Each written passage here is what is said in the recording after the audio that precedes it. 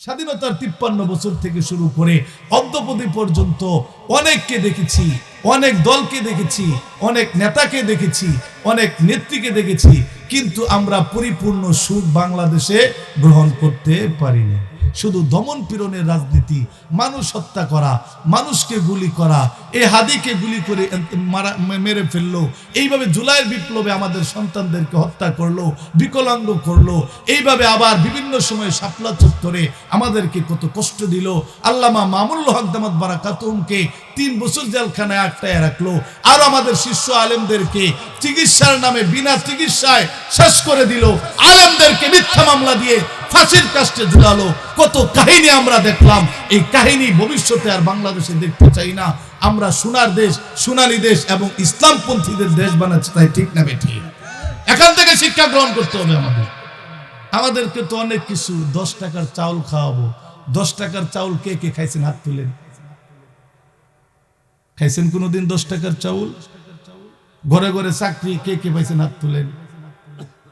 মদিনার সনদে দেশ চালাবো। মদিনার সনদে দেশ চলছিল 15 বছর না ফেরাউনের আদর্শে, ভারতের আদর্শে, অন্যের কথায়, অন্যের প্ররোচনায় নিজের রক্তের মানুষদেরকে, নিজের দেশের মানুষদেরকে, এই দেশের মানুষ যেখানে দায়িত্ব নিয়েছিলেন আমাদের সেফটির জন্য, নিরাপত্তার জন্য, অথচ 15টা বছর ভালো মানুষের কোনো নিরাপত্তাই ছিল না, ঠিক না বেটি? ভালো মানুষের কোনো কদর ছিল না। তো আপনি যেই দলই করেন, এটি বাস্তব। মানুষের কদর ছিল না, ওলামায়ে কেরামের নিরাপত্তা ছিল না, ধর্মের স্বাধীনতা ছিল না। আলেমদেরকে মাহফিলের ভিতরে বাধাগ্রস্ত করা হতো, রাস্তায় আলেমদেরকে আপনার অপমান অপদস্থ করা হতো, মাইক কেড়ে নেওয়া হতো, আলেমদেরকে নিষিদ্ধ করার জন্য বক্তাদের লিস্ট পর্যন্ত করা হয়েছে, ঠিক না বেঠিক? এভাবে চলছে না। আমরা যাতে এই বেকায়দায় না পড়ি। অনেকে আবার বলবে আপনাদেরকে ফ্যামিলি কার্ড দিমু, এই দিমু, সেই দিমু, কত মিথ্যা ওয়াদা।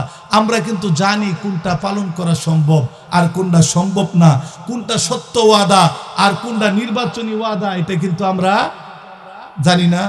জানেন তো না? জানেন না?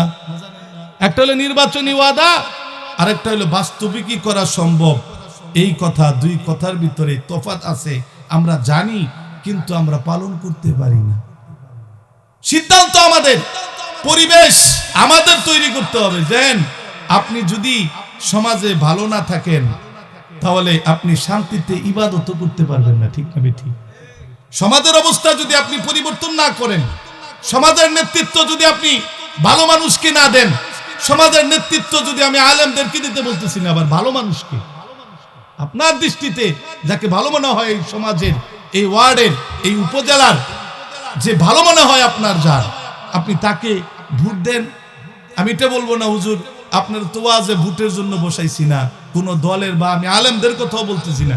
এই সমাজের যে ভালো মনে করেন 10 জনে, যে না এই লোককে এই সমাজের, এই ওয়ার্ডের, এই উপজেলার দায়িত্ব দিলে আমরা শান্তিতে বসবাস করতে পারবো, আমাদের অধিকার আমরা ঘর পর্যন্ত পৌঁছবে, শান্তিতে আমরা বসবাস করতে পারবো, এবং আল্লাহর কালাম এবং শরিয়া ভিত্তিক আমাদের ইবাদত বন্দেগীগুলো স্বাধীনভাবে বলতে পারবো, করতে পারবো, এমন একটা পরিস্থিতি যদি আমরা সামনে তৈরি না করি, এটার মাসুল আমাদেরকেই দিতে হবে।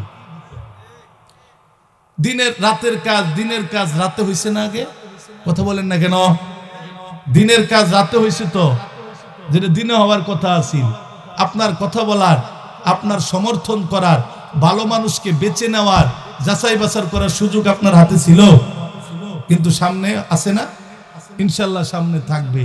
তখন আপনি যদি সিদ্ধান্ত ভুল করেন, এটার মাসুল আপনি না দিলেও আপনার সন্তানের দিতে হবে, আপনার না হলো প্রতিবেশী আরেকজনের সেই দিতে হবে। সমাজ কিন্তু সকলেই মিলেমিশেই সমাজ। সমাজের ভিতরে বড়ি বিক্রেতা, বড়ি খানেওয়ালা একজন প্রথম থাকে, আস্তে আস্তে 2 মাস পরে আরো 3 জন হয়, 1 বছর পরে 5 জন হয়। হয় না এরকম? বড়ি বুঝেন তো আপনারা? কোন বড়ি? গ্যাস্ট্রিকের বড়ি? হ্যাঁ হ্যাঁ, কোন বড়ি? হ্যাঁ, যে বড়ি খাইলে মাথা ঠিক থাকে না, অজ্ঞান হয়ে যায়, ঠিক না ঠিক? যে বড়ি খাইলে কি শরীর ভালো হয় না, শরীর আরো কি হয়? খারাপ হয়। যে বড়ি খাইলে পিতা ছেলে সন্তানকে, ছেলে বাবাকে মানে না, যে বড়ি খাইলে নিজের মাকে সে মানে না, যে বড়ি খাইলে টাকার জন্য নিজের বাবা মার গলায় ছুরি ধরে, যে বড়ি না খাইতে পারলে নিজের পিতামাতার কাছ থেকে জোর করে সম্পত্তি লিখে নেওয়ার জন্য হত্যা করে, গলা টিপে মেরে ফেলে, ওই বড়ি, যে বড়ি খাইলে নিজের ঐতিহ্য, নিজের সম্মান, নিজের ব্যক্তিত্ব, নিজের ভবিষ্যৎ সব নষ্ট হয়ে যায় এবং রাষ্ট্রের পক্ষ থেকেও নিষেধ, ওই বড়ির কথা কইতেছি আমি। তো বড়িওয়ালারা আর জুয়াওয়ালারা দেখবেন সব জায়গায় 8-10টা কোন জায়গায় জড়া হয়, ওই যে বন্ধের মধ্যে, নাইলে কলা গাছের সিফাত, নাইলে ও গাছ বাগানে আস্তে আস্তে ব্যক্তি নাড়ই যে একখানা হয়। দেখবেন যে একটা গেল 10 মিনিট পরে দেখবেন ওই কোনার ভিতরে 10টা বিলের চড়ায়। ঠিক না বে ঠিক? এই যে 10 জন যে জুয়া, আস্তে আস্তে দেখবেন আপনার সন্তানও ওইটার মুরিদ হয়ে গেছে। একজনে বড়ি বিক্রি করে খায়, ইয়াবা ফিনসিডিল খায়, আপনি বলতেছেন খাগা আমার পোলা তো বালা, ওইটা ওর টেয়া দিয়েও খাবো, সমস্যা কি? না গো, ওই যে টেয়া দিয়ে দেওয়ার টেয়া দিয়ে খাইতেছে, দেখবেন আপনার সন্তানরা সে ট্যাবলায় ট্যাবলায় নিয়া সদস্য বানায় দিছে, পরে আপনিও বিপদে। আপনিও যখন বিপদে, তখন আমি যে আপনার প্রতিবেশী, ওইটা আমিও বিপদে। সব বিপদ একত্র হবে, সমাজ নষ্ট হবে। এই জন্য সঠিক সিদ্ধান্ত সকলের মিলেমিশে নিতে হবে। আল্লাহ তাআলা আমাদের সকলকে বোঝার তৌফিক দান করেন। ওয়া আখির দাওয়ানা আনিল হামদুলিল্লাহ। আসসালামু আলাইকুম ওয়া রাহমাতুল্লাহি ওয়া বারাকাতুহু।